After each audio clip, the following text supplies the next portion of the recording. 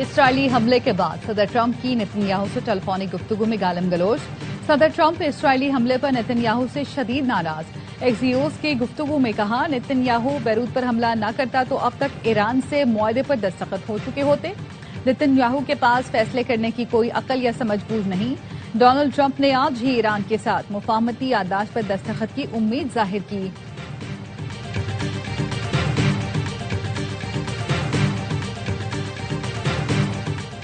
امن معاہدے سے ایرانی مفادات کا تحفظ ہوگا. ایران کی معیشت کو استحکام حاصل ہوگا. حالیہ ہفتوں میں سفارتکاری کے مثبت نتائج ملے. ایرانی صدر کی ملک کے اعلیٰ میڈیا ایگزیکٹوز کے ساتھ اہم اور ہنگامی ملاقات میں گفتگو. اور ایران امریکہ امن معاہدے پر آج دستخط ہوں گے یا نہیں. اسلام آباد مفاہمتی یادداشت پر دستخط کے لیے ورچوئل اجلاس ہوگا. العربیہ نیوز کا کہنا ہے اجلاس پاکستان اور قطر کی ثالثی میں ہوگا. ورچوئل اجلاس میں امریکی نائب صدر جے ڈی وینس اور ایرانی پارلیمنٹ کے اسپیکر باقر کالباف شریک ہوں گے. معاہدے کو حتمی شکل دینے کے لیے قطری وفد تہران پہنچ گیا. نائب وزیر اعظم اسحاق ڈار کا ترک وزیر خارجہ حاکان فیدان سے ٹیلی فونک رابطہ. امریکہ اور ایران کے درمیان مفاہمت کی جانب حوصلہ افزا پیش رفت کا خیر مقدم. ترجمان دفتر خارجہ کے مطابق اسحاق ڈار اور ترک وزیر خارجہ نے امید ظاہر کی مثبت پیش رفت خطے میں امن اور استحکام کی راہ ہموار کرے گی. پاکستان اور ترکی نے قریبی رابطے میں رہنے پر اتفاق کیا. نائب وزیر اعظم اسحاق ڈار کا مصری ہم منصب ڈاکٹر بدر عبدالعاطی سے بھی رابطہ. امریکہ ایران مفاہمت میں پیش رفت پر بھی بات چیت. پاکستان اور مصر نے قریبی رابطہ برقرار رکھنے پر اتفاق کیا.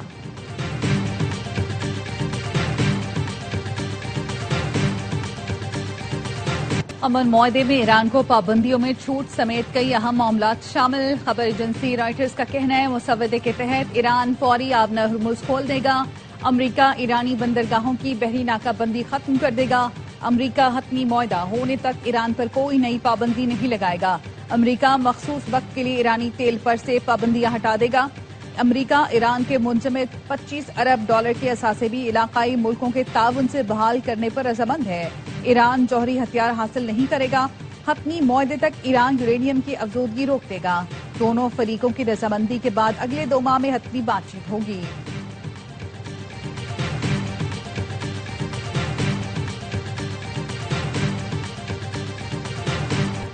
اسرائیل نے ایک بار پھر لبنان کے ساتھ جنگ بندی کی دھجیاں اڑا دی. جنوبی بیروت کے مضافاتی علاقے زاہیہ پر پھر گائیڈڈ میزائل داغے.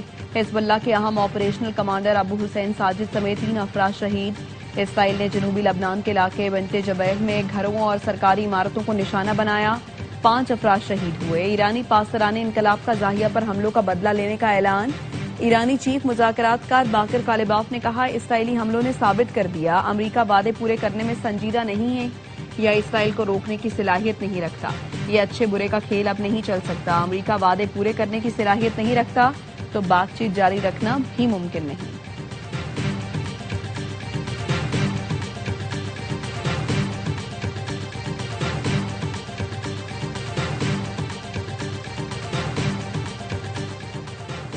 اسلام آباد معاہدے پر دستخط کا قریب آنا تاریخی لمحہ ہے. ایسے وقت میں جب عالمی توجہ پاکستان پر مرکوز ہے. آزاد کشمیر میں بے چینی کشمیر کوز اور پاکستان کی ساکھ کو نقصان پہنچا رہی ہے. Chairman peoples party Bilawal Bhutto Zardari کا کہنا ہے یہ صورتحال بھارت اسرائیل گٹھ جوڑ کو فائدہ اٹھانے کا غیر ضروری موقع فراہم کر رہی ہے. مظاہرین سے اپیل ہے اپنے احتجاج کو پرامن طور پر ختم کریں. جن افراد نے قانون ہاتھ میں لیا وہ خود کو مقامی حکام کے حوالے کریں. قانون کو اپنا راستہ اختیار کرنے دیں. سیاسی شکایات اور اختلافات کا حل جمہوری آئینی اور پرامن ذرائع سے نکالنا چاہیے. ایسے مسائل کے حل کے لیے سیاسی عمل اور پارلیمان مناسب فورم ہیں سڑکیں نہیں.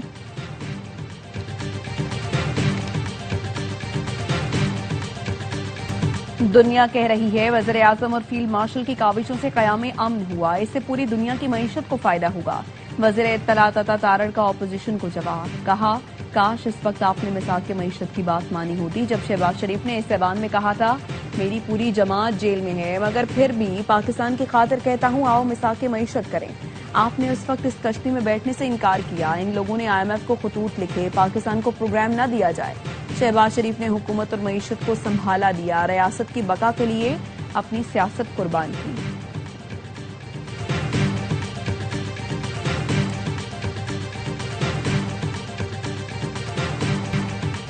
بجٹ میں عوام کو کوئی ریلیف نہیں دیا گیا. عوام مہنگائی کے بوجھ تلے دب چکے ہیں.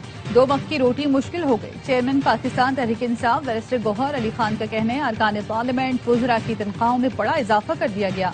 हुक्मरान आम आवाम जैसी जिंदगी गुजारें तो एतमाद और इज्जत में इजाफा होगा।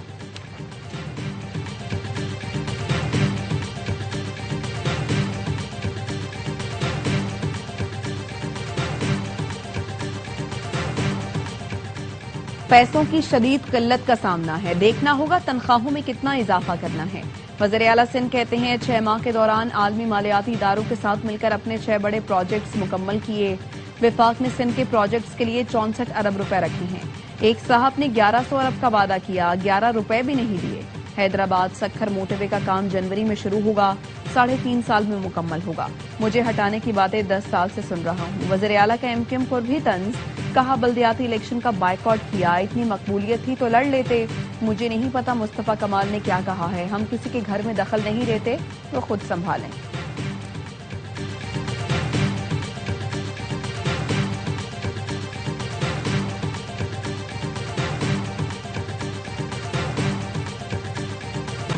एनएफसी से 15 साल में 22,000 अरब मिले, पैसा कहाँ गया? विफाकी वजीर खालिद मकबूल का सिंध हुकूमत से सवाल, कहा 18वीं तरमीम के बाद आप एक छोटा सा स्कूल भी नहीं खोल सकते। विफाक ने पंजाब को पैसा दिया, उन्होंने लाहौर में लगाया। हम कायद-ए-आज़म के पाकिस्तान में आए थे, ना जाने किसने भुट्टो के पाकिस्तान में धकेल दिया। खालिद मकबूल सिद्दीकी का कहना था, मुश्किल पड़ती है तो जाग पंजाबी जाग का भी नारा लगता है। क्या पीपल्स पार्टी एएनपी लिसानी जमात नहीं? हमसे कहा गया महाजिर वजीर आला नहीं बन सकते, शहरी इलाकों पर मबनी सूबा बनना चाहिए। सानिया बल्दिया फैक्ट्री का इल्जाम लगाया गया लेकिन साबित नहीं कर सके। हकीम सईद अमजद साबरी कत्ल का इल्जाम भी लगाया गया लेकिन साबित न कर सके।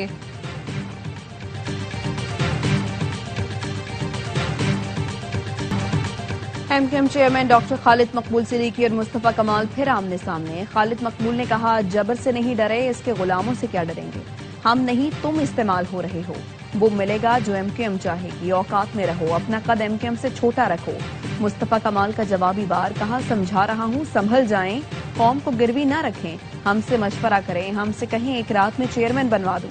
टुच्चों से डरने वाले होते तो बानी के सामने खड़े ना होते, तुम क्या उनसे बड़े बदमाश हो।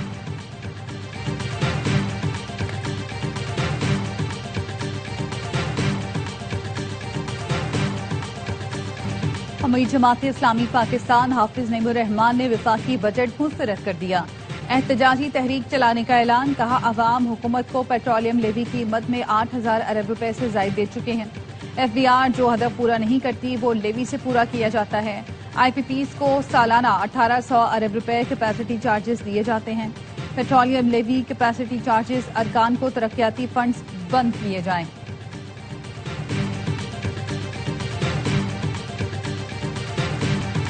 हुकूमत टैक्स बढ़ाकर और इजाफी कर्ज लेकर अखराजात पूरे करती है। इस साल कर्ज 7,200 अरब रुपए बढ़ जाएगा। कर्ज बढ़ने से अगले साल सूद भी बढ़ जाएगा। अवाम पाकिस्तान पार्टी के सरबराह शाहिद खाकान अब्बासी कहते हैं, मईशत कमजोर होगी तो मुल्क भी कमजोर होगा। निजाम की बेहतरी के लिए कानून की हुक्मरानी और इस्लाहात की जरूरत है। मिफ्ता इस्माइल ने कहा, शहबाज शरीफ के दौर में अब तक 78% महंगाई बढ़ी। हुकूमती अखराजात की वजह से सरमायाकारी कम हो गई। गुर्बत, बेरोजगारी, सरमायाकारी में इस्तेहकाम नहीं आया। दरामदात और बरामदात में इस्तेहकाम नहीं आया। पंजाब के काश्तकारों का इस्तेहसाल हुआ, दिवालिया हो गए।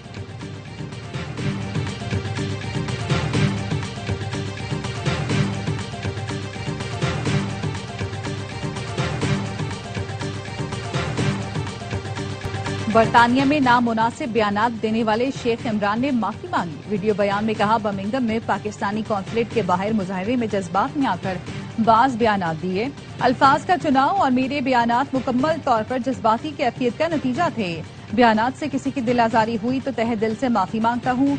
मुहब्बे वतन कश्मीरी पाकिस्तानी हूँ और पाकिस्तान से बेपनाह मोहब्बत करता हूँ।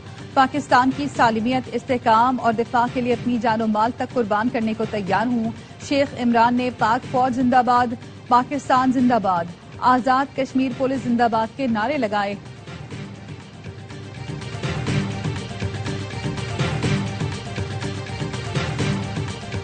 शाल मलिक की मुलाकातें। जमीयत उलमा इस्लाम के अमीर मौलाना फजलुर रहमान से उनकी रिहाइश गाह पर मुलाकात। आजाद कश्मीर के मसले के पुरअमन और सियासी हल पर इत्तफाक किया गया। مشال ملک نے امیر جماعت اسلامی حافظ نعیم الرحمان سے بھی ملاقات کی۔ آزاد کشمیر میں جاری بحران کے حل کے لیے جماعت اسلامی سے کردار ادا کرنے کا مطالبہ۔ حافظ نعیم الرحمان نے وفاقی حکومت سے بات کرنے کی یقین دہانی کرا دی۔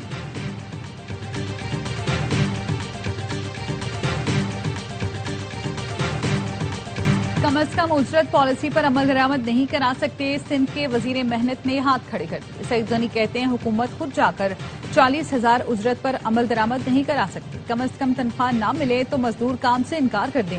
2016 میں مشیر محنت تھا تو بہانہ 5 کروڑ رشوت کی پیشکش کی گئی۔ میرے ادارے میں 20 ارب روپے سے زائد کی کرپشن ہوئی ہے۔ آرٹس کونسل میں ویمن ورکرز کانفرنس سے خطاب میں صوبائی وزیر کا کہنا تھا، میری دادی خود دکان چلاتی تھی، انہوں نے میرے والد اور ہمیں پڑھایا۔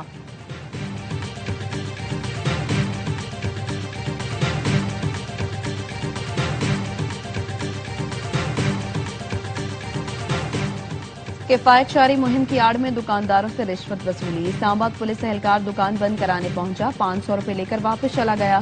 تھانہ کھنہ کے اہلکار کی CCTV ویڈیو سامنے آ گئی۔ پولیس اہلکار دکاندار کے پاس پہنچا، دکاندار نے کہا ابھی بند کرنے میں وقت باقی ہے۔ اہلکار دکاندار پر دباؤ ڈالتا رہا اور پھر 500 روپے لے کر چلا گیا۔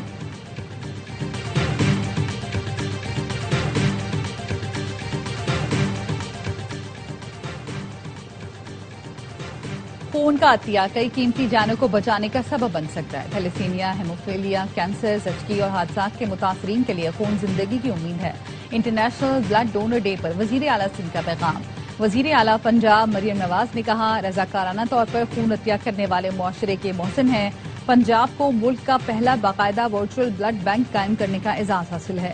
ورچوئل بلڈ بینک کے ذریعے ضرورت مند مریض کا رابطہ ڈونر سے ممکن ہوتا ہے۔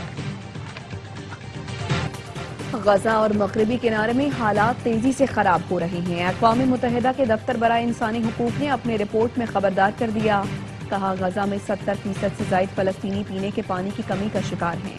اس سال مغربی کنارے میں اسرائیلی آباد کاروں نے 1000 سے زائد حملے کیے، 230 سے زیادہ فلسطینی آبادیاں متاثر ہوئیں، ہزاروں فلسطینی گھروں کو چھوڑنے پر مجبور ہیں۔ فلسطینی وزارت صحت کا کہنا ہے مقبوضہ مغربی کنارے میں ضروری ادویات کا 1/3 ذخیرہ ختم ہو چکا ہے۔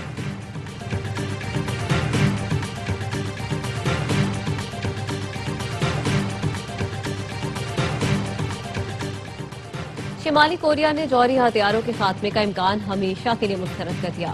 رائٹرز کے مطابق شمالی کوریا کی وزارت خارجہ کے ترجمان نے کہا ہے، امریکہ اور اس کے ماتحت افواج کی جانب سے democratic people's republic of Korea کے خلاف بیان بازی بے معنی ہے، جو جوہری ہتھیاروں سے لیس ریاست کی حیثیت متاثر نہیں کر سکتی۔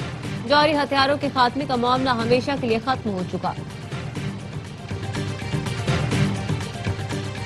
سمندر میں کچھووں اور مچھلیوں سے جاسوسی، چین کا چونکا دینے والا انکشاف۔ چین کی وزارت ریاستی سلامتی کا کہنا ہے، غیر ملکی ایجنسیاں کچھووں اور مچھلیوں کے ذریعے چین کے سمندری علاقوں میں جاسوسی کر رہی ہیں۔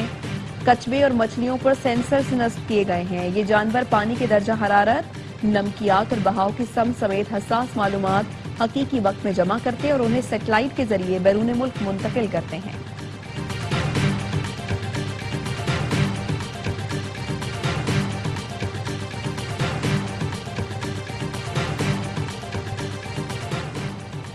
واشنگٹن میں لڑاکا طیارہ تربیتی مشق کے دوران گر کر تباہ ہو گیا۔ امریکی میڈیا کا کہنا ہے معمول کی تربیتی پرواز کے دوران امریکی میرین کور کا FA-18 ہارنٹ پہاڑ اور چارسدہ میں چین کا مشہور ڈریگن بوٹ فیسٹیول۔ دریائے سندھ میں KP culture and tourism authority کی جانب سے ڈریگن بوٹ ریس کا انعقاد کیا گیا، 12 ٹیموں نے حصہ لیا۔